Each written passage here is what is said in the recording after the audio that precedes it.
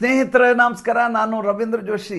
ನಮ್ಮ ಉತ್ತರ ಕರ್ನಾಟಕದ ಕಡೆ ಒಂದು ಮಾತಿದೆ, ಅದೇನೆಂದರೆ ಕೈ ಕೊಟ್ಟು ಹಗ್ಗ ಕಟ್ಟಿಸ್ಕೊಂಡ್ರು ಅಂತ. ಕೈ ಕೊಡೋದಂತೆ ಕೈ ಕೊಟ್ಟು ಹಗ್ಗ ಕಟ್ಟು ಅಂತ, ನಮ್ಮನ್ನು ನಾವೇ ಸಿಕ್ಕಾಕಿಸ್ಕೊಳ್ಳೋದು ಅಂತ ಅರ್ಥ. ವಿಪಕ್ಷದವರ ಸ್ಥಿತಿ ಈ ಬಾರಿ ಸಂಪೂರ್ಣವಾಗಿ ಅದೇ ರೀತಿ ಆಯಿತು. ನಿನ್ನೆ ಒಂದು ಹೇಳಿಕೆಯನ್ನು ಕೊಟ್ಟಿದ್ದಾರೆ ರಾಹುಲ್ ಗಾಂಧಿ, ನನಗೆ ಭಾಳ ನಗು ಬಂದದ್ದು ಅದೇ. ಒಳ್ಳೆ ಜೋಕ್ ಮಾಡಿದ್ರು ಅವರು. ಏನಂದರೆ ಅಮಿತ್ ಶಾ ಅವರು ಗಡಗಡ ಅಂತ ನಡುಗ್ತಾ ಇದ್ದರು, ಅವರ ಕೈಗಳು ಕಂಪಿಸ್ತಾ ಇದ್ವು, ಹೆದರ್ಕೊಂಡ್ಬಿಟ್ಟಿದ್ರು ಅವರು. ನಾನು ಕೇಳಿದ ಯಾವ ಪ್ರಶ್ನೆಗಳಿಗೂ ಅವರಿಗೆ ಉತ್ತರ ಕೊಡಲಿಕ್ಕೆ ಸಾಧ್ಯ ಆಗಲಿಲ್ಲ ಅಂತ ಸಂಸತ್ತಿನ ಹೊರಗಡೆ ಮಾಧ್ಯಮದವರು ಎದುರು ಹೇಳ್ತಾ ಇದ್ದರು. ನನಗೆ ನಗಬೇಕು ಅಳಬೇಕು ಅರ್ಥ ಆಗಲಿಲ್ಲ. ಯಾಕೆಂದರೆ ಸ್ವತಃ ಅಮಿತ್ ಶಾ ಅವರು ಗುಡುಗಿದ ರೀತಿ, ಘರ್ಜಿಸಿದ ರೀತಿ, ಆಮೇಲೆ ಆರೋಪಿ ಸ್ಥಾನದಲ್ಲಿ ರಾಹುಲ್ ಗಾಂಧಿ ಅವರನ್ನು ನಿಲ್ಲಿಸಿದ ರೀತಿ, ಜವಾಹರ್ಲಾಲ್ ನೆಹರು ಕಾಲದಿಂದ ಹಿಡಿದು ಇಂದಿರಾ ಗಾಂಧಿ ಕಾಲದವರೆಗೂ, ಇಂದಿರಾ ಗಾಂಧಿ ಕಾಲದಿಂದ ಹಿಡಿದು ಸೋನಿಯಾ ಗಾಂಧಿ ಕಾಲದವರೆಗೂ ಎಲ್ಲರೂ ಕೂಡ ಯಾವ ರೀತಿ ಓಟ್ ಚೋರಿ ಮಾಡ್ಕೊಂಬಂದರು ಅಂತ ಒಬ್ಬೊಬ್ಬರದಾಗಿ ಸಾಕ್ಷ್ಯ ಸಮೇತ ಹೇಳಿದ ಮೇಲೆಯೂ ನನಗೆ ಉತ್ತರವನ್ನೇ ಕೊಟ್ಟಿಲ್ಲ ಅಂತ ನಾಚಿಗೇಡಿತನ ಪ್ರದರ್ಶನ ಮಾಡಿದರೆ ವಿಪಕ್ಷದ ಸ್ಥಿತಿ ಹೆಂಗಾಗಿದೆ ಭಾರತ ದೇಶದಲ್ಲಿ ಅಂತ ಯಾರಿಗಾದರೂ ಅರಿವಾಗುವಂಥ ಸನ್ನಿವೇಶ. ನೋಡಿ, ಯಾವಾಗಲೂ ಒಂದು ಸಂಸತ್ ಅಧಿವೇಶನ ಆಗುತ್ತೆ. ಸಂಸತ್ ಅಧಿವೇಶನಕ್ಕಿಂತ ಮುಂಚೆ ವಿಪಕ್ಷದವರು ಒಂದು ಸಭೆಯನ್ನು ಮಾಡ್ತಾರೆ. ಏನು ಸಭೆಯನ್ನು ಮಾಡ್ತಾರೆ ಅಂದರೆ, ಈ ಬಾರಿಯ ಅಧಿವೇಶನದ ಸಂದರ್ಭದಲ್ಲಿ ಸರ್ಕಾರ ಮಂಡಿಸ್ತಾ ಇರುವಂಥ ವಿಧೇಯಕಗಳಲ್ಲಿರುವಂಥ ಲೋಪಗಳು, ಅದರ ಕುರಿತಾಗಿ ಮೊದಲು ಚರ್ಚೆ ಮಾಡಲಿಕ್ಕೆ ತಯಾರಿಯನ್ನು ಮಾಡ್ಕೋಬೇಕು, ಪೂರ್ವಾಭ್ಯಾಸ ಮಾಡ್ಕೋಬೇಕು. ಅದಕ್ಕೆ ಈ ಕಾಯ್ದೆಯನ್ನು ತರೋರಿದ್ದಾರೆ, ಇದು ಹೇಗೆ ಪ್ರತಿಕೂಲವಾಗಿದೆ, ಹೇಗೆ ಬಾಧಕ ಇದೆ ಇದರದ್ದು, ಇದು ಬರಲಾರ್ದ ಹಾಗೆ ಹೇಗೆ ತಡಿಬೇಕು, ಆಮೇಲೆ ಅವ್ರು ಮಾಡಿರುವಂಥ ತಪ್ಪುಗಳೇನಾದರೂ ಪ್ರಮಾದಗಳಿದ್ರೆ ಸರ್ಕಾರದ್ದು, ಆಮೇಲೆ ಈ ದೇಶದಲ್ಲಿ ಆಗಬೇಕಾದ ಅಭಿವೃದ್ಧಿ ನಾವು ಅಂದ್ಕೊಂಡಷ್ಟು ಆಗದೇ ಇರುವಾಗ ಆಗಿರುವಂಥ ಏನಾದರೂ ವಿಪರೀತಗಳು ಸಂಭವಿಸಿದರೆ ಅದರ ಕುರಿತಾದಂಥ ಚರ್ಚೆ. ಈಗ ಎಲ್ಲ ತಯಾರಿ ಮಾಡಿಕೊಂಡು ಸಂಸತ್ ಅಧಿವೇಶನಕ್ಕೆ ಬರೋದು ವಿಪಕ್ಷದವರ ವಾಡಿಕೆ.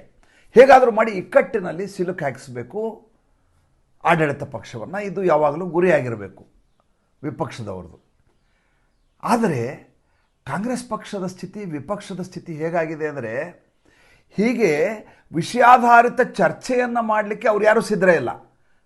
ಬಂದವರು ಎಂಥವ್ರು ಇದ್ದಾರಲ್ಲಿ, ಅಖಿಲೇಶ್ ಯಾದವ್ ಥರದವ್ರು ಅಲ್ಲಿ ಕೂತ್ಕೊಂಡಿರೋದು ಸಂಸತ್ನಲ್ಲಿ.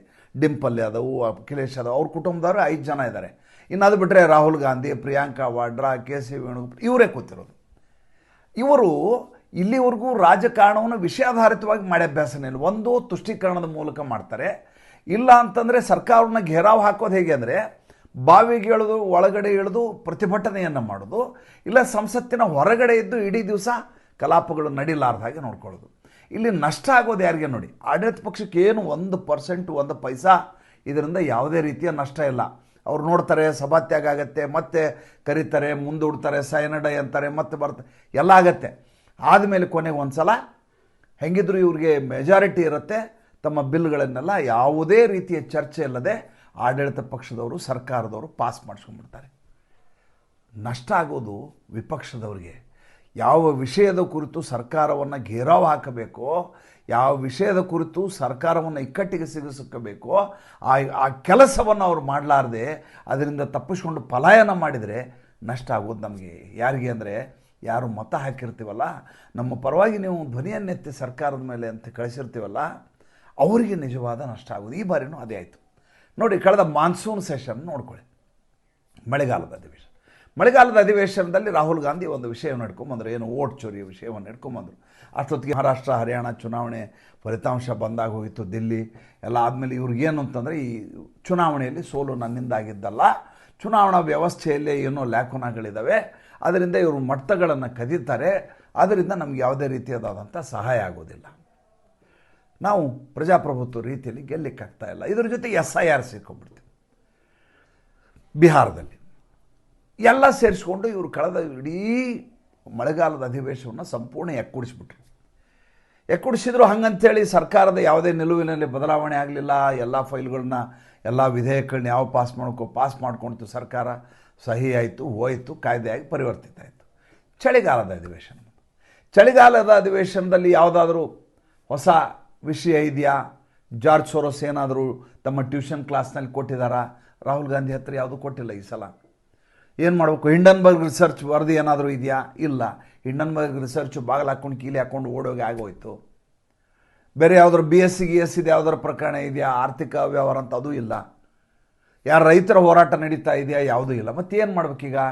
ಮತ್ತೆ ಅದೇ ತೊಗೊಂಡ್ರು ಏನಂತ ಹೈಡ್ರೋಜನ್ ಬಾಂಬು, ಅಟಮ್ ಬಾಂಬು, ಆ ಬಾಂಬು, ಈ ಬಾಂಬು, ಓಟ್ ಚೋರಿ, SIR ಎಲ್ಲ ಪಕ್ಷದವರು ಸೇರ್ಕೊಂಡ್ಬಿಟ್ರು. SIR ಯಾಕೆ ಸೇರ್ಕೊಂಡ್ರು ಅಂದರೆ ಅವರವರ ರಾಜ್ಯದಲ್ಲಿ ಇರುವಂಥ ಅಕ್ರಮ ಮತದಾರರು ಯಾರಿದ್ದಾರೆ ಅವ್ರು ಹೊರಟೋಗ್ತಾರೆ ಅನ್ನುವಂಥ ಭಯಕ್ಕೆ ಒಂದು ಕಡೆ ಅಖಿಲೇಶ್ ಯಾದವ್, ಮತ್ತೊಂದು ಕಡೆ DMKಯ ಸ್ಟಾಲಿನ್ ಪಕ್ಷದವರು, ಇನ್ನೊಂದು ಕಡೆ ಮಮತಾ ಬೇಗಂ ಕಡೆಯವರು ಎಲ್ಲರೂ ಈ ಹೋರಾಟದಲ್ಲಿ ಸೇರಿದರು.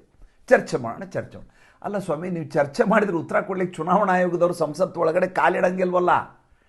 ಹೌದಪ್ಪ, ನೀವು ಹೇಳೋದು ಸರಿ ಇದೆ, ಎಲ್ಲ ತಪ್ಪೇ ಮಾಡಿ ಚುನಾವಣಾ ಆಯೋಗ ಸಂಪೂರ್ಣವಾಗಿ ಅಸಂವಿಧಾನಿಕವಾಗಿ SIR ನಡೆಸ್ತಾ ಇದೆ. ಅದನ್ನು ಪ್ರಶ್ನೆ ಮಾಡಲಿಕ್ಕೆ ನೀವು ಆಗಲೇ ಕೋರ್ಟ್ಗೆ ಹೋಗ್ಬಿಟ್ಟಿರಿ. ಕೋರ್ಟ್ನಲ್ಲಿರುವಂಥ ವಿಷಯವನ್ನು ಸಂಸತ್ನಲ್ಲಿ ಯಾಕೆ ಚರ್ಚೆ ಮಾಡ್ತೀರಿ? ಕೋರ್ಟಲ್ಲಿ ತೀರ್ಮಾನ ಆಗುತ್ತೆ. ಕೋರ್ಟ್ನಲ್ಲಿ ಅವರು ತೀರ್ಮಾನ ಮಾಡಲಿಕ್ಕೆ ಸಾಧ್ಯ ಆಗದೆ ಹೋದರೆ ಒಂದು ಸಮಿತಿಯ ರಚನೆ ಮಾಡ್ತಾರೆ, ಮಾಡಿ ಅದರಿಂದ ವರದಿಯನ್ನು ತರಿಸ್ಕೋತಾರೆ. ಪೆಗಸಿಸ್ ಸಂದರ್ಭದಲ್ಲಿ ಆಗಲಿಲ್ವಾ? ಅದನ್ನು ಬಿಟ್ಟು ಅಲ್ಲಿ ಕೋರ್ಟ್ನಲ್ಲಿಯೂ ಹಿರಿಯಾಗಿ ನಡಿಬೇಕು. ಅಲ್ಲಿ ಕ್ಯಾಕರಿಸಿ ಉಗಿಸ್ಕೋತೀರಿ. Chief justice of India Suryakant ಥರದವರು ಬಾಯಿಗೆ ಬಂದಂಗೆ ಬೈತಾರೆ, ಛೀಮಾರಿ ಹಾಕ್ತಾರೆ. ನೀವು ಈ ರೀತಿಯಾಗಿ ಸ್ಟಾರ್ ವಕೀಲರೆಲ್ಲ ಬಂದು ನಿಲ್ಬೇಡಿ, ಪಾಪ ಜನಸಾಮಾನ್ಯರಿಗೆ ನ್ಯಾಯ ಸಿಗಬೇಕು ಅಂತ ಜ್ಞಾನೋದಯ ಆಗ್ಬಿಟ್ಟದೆ. ಈ ಸಲ ಸುಪ್ರೀಂ ಕೋರ್ಟಿನ ಚೀಫ್ ಜಸ್ಟಿಸ್ಗೆ ಜ್ಞಾನೋದಯ ಆಗಿರೋ ಸಂದರ್ಭ ಇದು, ಸಂಕ್ರಮಣ ಕಾಲ ನಮಗೆ ಇದು. ಇನ್ನು ಇಲ್ಲಿ SIRನ ಇಲ್ಲಿ ಚರ್ಚೆ ಮಾಡ್ತೀನಿ ಅಂದರೆ ಇಲ್ಲಿ ಬಂದವರು ಸದಸ್ಯರಾಗಿ ಚುನಾವಣಾ ಆಯೋಗದವ್ರು ಉತ್ತರ ಕೊಡೋಕ್ಕಾಗಲ್ಲ. ಅದಕ್ಕೆ ವಿಪಕ್ಷದವರಿಗೆ ಯಾವ ರೀತಿ ನೀವು ವಿಷಯವನ್ನು ತೊಗೊಂಬರ್ಬೇಕು ಅಂತ ಕಿರಣ್ ರಿಜಿಜು ಸಂಸದೀಯ ಖಾತೆ ಸಚಿವ ಐಡಿಯಾ ಕೊಟ್ಟರು. ಏನಂತ ಐಡಿಯಾ ಕೊಟ್ಟರು ನೋಡಿ ಸ್ವಾಮಿ, SIR ಮೇಲೆ ಚರ್ಚೆ ಅಂತ ನಾವು ಮಾಡಲಿಕ್ಕೆ ಬರೋಲ್ಲ, ಚುನಾವಣಾ ಆಯೋಗದ ನಡಾವಳಿಗಳ ಬಗ್ಗೆ ನಾವು ಚರ್ಚೆ ಮಾಡಲಿಕ್ಕೆ ಬರೋದಿಲ್ಲ. ಯಾಕೆಂದರೆ ನೀವು ಕೇಳಿದ ಪ್ರಶ್ನೆಗೆ ಉತ್ತರ ಕೊಡಲಿಕ್ಕೆ ಸರ್ಕಾರ ಕೊಡಲಿಕ್ಕೆ ಬರೋಲ್ಲ. ಅದಕ್ಕೆ ಚುನಾವಣಾ ಆಯೋಗ ಈಸ್ ಅ ಸ್ವಾಯತ್ತ ಸಂಸ್ಥೆ, ಸರ್ಕಾರದ ಅಪಾಯಿಂಟೆಡ್ ಎಂಪ್ಲಾಯೀಸ್ ಅಲ್ಲ ಅವರು, ಅಥವಾ ಅದಕ್ಕೋಸ್ಕರ ಒಂದು ಸಚಿವಾಲಯ ಇಲ್ಲ. ಬೇರೆ ಯಾವುದೇ ವಿಭಾಗಕ್ಕಾದ್ರೆ ಒಂದು ಸಚಿವಾಲಯ ಇರುತ್ತೆ, ಒಬ್ಬ ಮಿನಿಸ್ಟರ್ ಇರ್ತಾರೆ, ಅಂಡರ್ ಸೆಕ್ರೆಟರಿ ಇರ್ತಾರೆ, ಅವರೆಲ್ಲ ಮಾಡ್ತಾರೆ. ಸಚಿವಾಲಯ ಇರೋದಿಲ್ಲ, ಸ್ವಾಯತ್ತ ಸಂಸ್ಥೆ ಅದು. ಅವರು ಉತ್ತರ ಕೊಡೋಕ್ಕಲ್ಲ. ಒಂದು ಕೆಲಸ ಮಾಡಿ, ಚುನಾವಣಾ ಸುಧಾರಣೆ ಅಂತ ಮಾಡಿ ಅಲ್ಲಿ ನಿಮ್ಗೆ ಏನು ಬೇಕಾದ್ರೂ ಚರ್ಚೆ ಮಾಡಿ. ವಿಪಕ್ಷದವರಿಗೆ ಆಡಳಿತ ಪಕ್ಷದವರು ನಮ್ಮನ್ನು ಹೆಂಗೆ ಸಿಕ್ಕಾಕ್ಸ್ಬೇಕು ಅಂತ ಐಡಿಯಾ ಕೊಟ್ಟರು. ವಿಪಕ್ಷದವರು ಅದಕ್ಕಾದರೂ ತಯಾರಾಗಿ ಬರ್ಬೇಕಲ್ವಾ? ಅಲ್ಲಿ ಬಂದು ಹುಚ್ಚುಚ್ಚಾರ ಬಾಯಿಗೆ ಬಂದಂಗೆಲ್ಲ ಮಾತಾಡ್ಲಿಕ್ಕೆ ಹೋಗ್ತಾರೆ. ಅಮಿತ್ ಶಾ ಅಂಥವ್ರ ಕೈಯಲ್ಲಿ ಸಿಗಾಕೋತಾರೆ. ಸಂಬಿಟ್ ಪಾತ್ರ, ಆಮೇಲೆ ಅಮಿತ್ ಶಾ ಅವರು, ಸುಮಾರು ಜನ ಎಲ್ಲರೂ ಹೆಂಗೆ ಕಿಳಿತಾರೆ ಇವ್ರನ್ನ ಅಂತಂದರೆ, ಅದೇ ಹೇಳಿದ್ನಲ್ಲ, ಹಗ್ಗ ಕೊಟ್ಟು ಕೈ ಕಟ್ಟು ಅಂತ ಕಟ್ಸ್ಕೊಳ್ಳೋದಿದೆಯಲ್ಲ, ಆ ರೀತಿಯಾದ ಸ್ಥಿತಿ ಆಯಿತು. ಸಮಸ್ಯೆ ಏನು ಹೇಳ ನಾನು, ರಾಹುಲ್ ಗಾಂಧಿಗೆ ಇದು ವಿಷಯವಲ್ಲ ಅಂತ ಗೊತ್ತಾಗೋಲ್ಲ. ಅವರಿಗೆ ಒಂದು ವಿಷಯ ತೊಗೋತಾರೆ ಅಂದ್ಕೊಳ್ಳಿ. ಅವರು ಅನಿಲ್ ಅಂಬಾನಿ 30,000 ಕೋಟಿ ನರೇಂದ್ರ ಮೋದಿ ಅವರು ಕೊಟ್ಟಿದ್ದಾರೆ ಅಂತ ಒಂದು ವಿಷಯ ತೊಗೋತಾರೆ, ಅಥವಾ ಚೌಕಿದಾರ್ ಚೋರ ಅಂತ ಒಂದು ವಿಷಯ ತೊಗೋತಾರೆ, ಅಥವಾ ಪೆಗಸಿಸ್ ಅಂತ ಒಂದು ವಿಷಯ ತೊಗೋತಾರೆ. ಯಾವುದೋ ಒಂದು ವಿಷಯ ತೊಗೊಂಡಾಗ ಇದು ಸತ್ಯಕ್ಕೆ ಹತ್ತಿರವಾಗಿದೆಯಾ, ಜನ ಇದನ್ನು ನಂಬ್ತಾರ ಅಂತ ಅವ್ರು ನೋಡೋದಿಲ್ಲ. ಈಗ SIR ಬಂದಿದೆ. SIR ಯಾರ ಸಮಸ್ಯೆ? ಮತದಾರರ ಸಮಸ್ಯೆ, ರಾಹುಲ್ ಗಾಂಧಿ ಸಮಸ್ಯೆ ಅಲ್ಲ, ಅಥವಾ ರಾಜಕೀಯ ಪಕ್ಷಗಳ ಸಮಸ್ಯೆ ಅಲ್ಲ. ಮತದಾರರಿಗೆ ತಮ್ಮ ಮತದಾನದ ಹಕ್ಕು ಹೊರಟು ಹೋಗ್ತಾ ಇದೆ ಅನ್ನುವಂಥ ಸಮಸ್ಯೆ ಇದು. ಒಬ್ಬನೇ ಒಬ್ಬ ಮತದಾರ ಈ ದೇಶದಲ್ಲಿ ಇದು ಸಮಸ್ಯೆ ಅಂತ ಹೇಳೇ ಇಲ್ಲ. ಎಲ್ಲಿಯೂ ಕೂಡ ಇದು ಸಾಂವಿಧಾನಿಕ ಬಿಕ್ಕಟ್ಟನ್ನುಂಟು ಮಾಡೋದಾಗಲಿ, ಅಥವಾ ಈ ದೇಶದಲ್ಲಿ ವಿವಾದ ಆಗಿದೆ ಅನ್ನೋದಾಗಲಿ. ಈಗ ಡಿಮಾನಿಟೈಸೇಷನ್ ಸಂದರ್ಭದಲ್ಲಿ ನೇರವಾಗಿ ನಮಗೆ ATM ಹತ್ರ ದುಡ್ಡು ಸಿಗಲ್ಲ ಅಂತ ಜನನೇ ಗಲಾಟೆ ಮಾಡ್ತಿದ್ರು. ಹಾಗೆ ಜನ ಹೊರಗೆ ಬರ್ಬೇಕು ತಾನೆ. ತಮ್ಮ ಹಕ್ಕನ್ನು ಕಿತ್ಕೊಂಡಾಗ ಜನ ಬೀದಿಗೆ ಇಳಿದು ಗಲಾಟೆ ಮಾಡಬೇಕು. ರಾಹುಲ್ ಗಾಂಧಿ ಗಲಾಟೆ ಮಾಡಿ ಏನು ಮಾಡ್ತಾರೆ? ಅವ್ರ ಪರವಾಗಿ ಧ್ವನಿಯನ್ನು ಎತ್ತೀನಿ ಅಂತಾರೆ. ನಿಮ್ಮ ಪರವಾಗಿ ಧ್ವನಿಯನ್ನು ಎತ್ತಿದ ಮೇಲೆ ನಿಮ್ಗೆ ಸಹಾಯ ಮಾಡಲಿಕ್ಕಾದರೂ ಅವ್ರು ಬರ್ಬೇಕಲ್ಲ. ಮಾತಾಡೋದು ನೀವೇ ಸಂಸತ್ನಲ್ಲಿ, ಜನ ಬಂದು ಮಾತಾಡೋಕ್ಕಾಗಲ್ಲ. ಇದು ರಾಹುಲ್ ಗಾಂಧಿಗೆ ಅರ್ಥನೇ ಆಗೋದಿಲ್ಲ. ಆದರೆ ಈತನಿಗೆ ಅರ್ಥ ಆಗೋದಿಲ್ಲ ಅನ್ನೋದು ಅದಾದ ಮೇಲೂ ಕೂಡ ಉಳಿದವರು ತಾನು ತಿಳ್ಕೊಳ್ತಾನೆ, ಇವ್ನಿಗೆ ಅರ್ಥ ಆಗ್ತಾ ಇಲ್ಲ, ನಾವು ಇವನ ಜೊತೆ ಸೇರಬಾರ್ದು ಅಂತ. ಅವ್ರು ಯಾರು ಇದನ್ನು ಅರ್ಥನೇ ಮಾಡ್ಕೊಳ್ಳೋದಿಲ್ಲ. ಹೀಗಾಗಿ ಈ ಬಾರಿಯ ಚಳಿಗಾಲದ ಅಧಿವೇಶನ ಈ ರೀತಿಯಾದಂಥ ಜೋಕುಗಳ ಮೂಲಕ ಮುಗಿದು ಹೋಗುವ ಸಂದರ್ಭ ನೋಡಿ.